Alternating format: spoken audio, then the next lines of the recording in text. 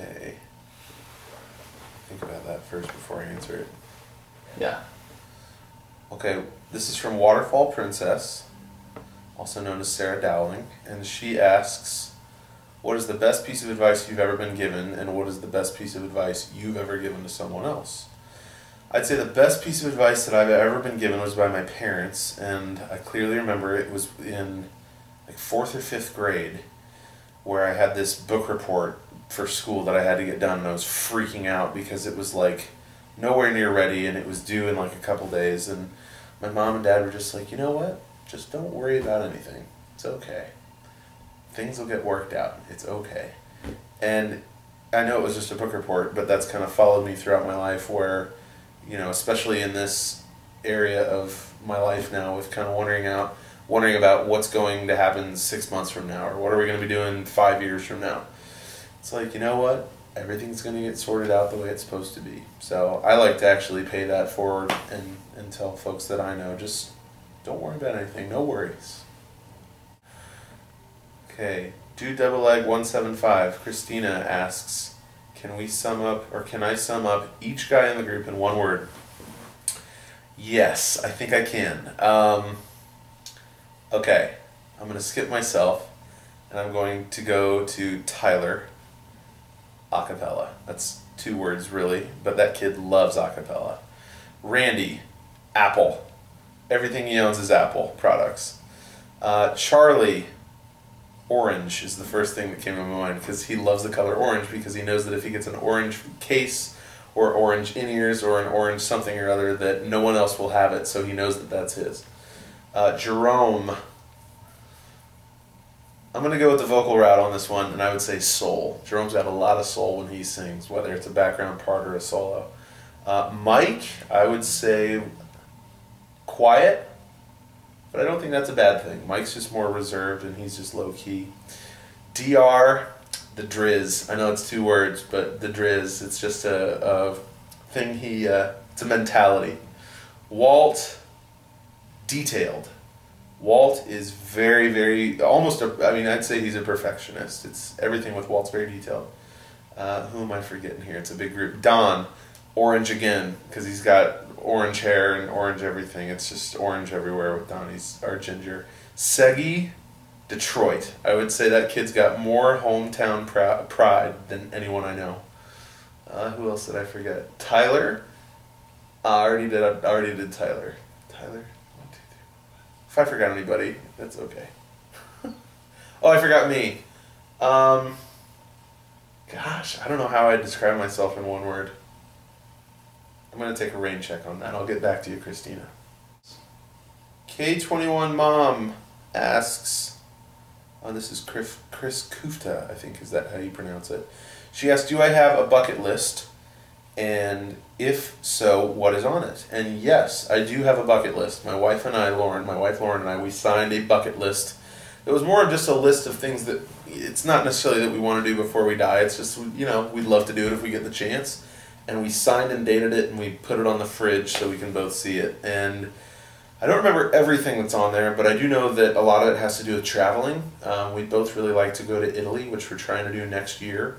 That's where Lauren's family originated from, so we'd really like to go to Italy. We'd like to write a play that we could be in together, which would be fun. We want 2 kids at least. We don't have any kids yet, but kids are definitely on there. I'm trying to think of some other stuff that's on there.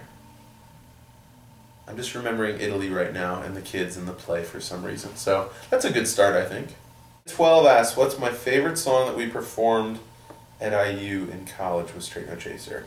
Shayna, that is a good question. There were a lot of really good tunes that we sang in college. The first song that I ever sang was Straight No Chaser, which is probably my most memorable because it kind of became, I inherited that solo from Mike Itkoff, who was in, of course, the original group. It's actually a rockapella song called I'll Walk With You, and I think there's some footage on YouTube that some people have posted from our performance for New Year's Eve this past year in Reading, where we brought that one out and we hadn't sung it together since probably college. And that's one of those songs that was just kind of a staple one in our repertoire that was really, really fun to sing. And of course my mom always requests us that it gets back in the repertoire, but sorry Mom, I don't think it will anytime soon. Go to YouTube. At Leomondo's asking, what are some of the best celebrity perks that we've gotten since we started touring and since this past summer in Atlantic City?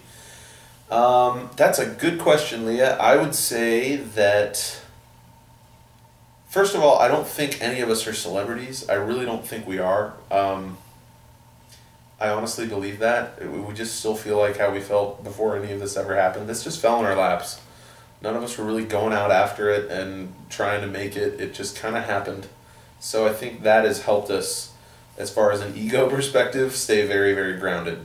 But it is kind of a cool perk when you get to meet people that, you know, have done for sometimes 40 years what we're doing now as far as being in the music business. Like meeting Barry Manilow and just being around a piano with him and working on a song with him, like a vocal arrangement for the One Voice song that we do with him and we've done with him on tour before. That's just so cool. Like, it's a very surreal moment where you realize, wow, this guy has sold 75, 80 million records over the course of his career, and here I am on stage with him, working out a vocal part with him. You know, any celebrity or star that we run into is always really cool, just because they're usually just down-to-earth people, which I think a lot of people put them up on this pedestal because of what they do and what they've done, but when you're just interacting with them, they're just normal folks, and I think they wanted to be treated like that. So it's just really cool for us to be around them and kind of learn from them what we can about, you know, tips and advice and words of wisdom that they have to pass down and how we can apply that to what we're doing. So that's probably the biggest perk, is just meeting folks that we would otherwise probably never have the chance to meet and interact with. This is Ryan Ahlwardt, otherwise known as @RyanSongs on Twitter. Follow me. I'm trying to beat Randy. Unfollow Randy and follow me if you don't follow me yet. Thank you very much for this. This was a lot of fun. Hit us up on Twitter. All of us have our phones and love to reach out and interact with you guys. Our fans are the best. I've said it a million times. I'll say it again. Thank you so much for your questions. We'll see you guys out on the road. Take care.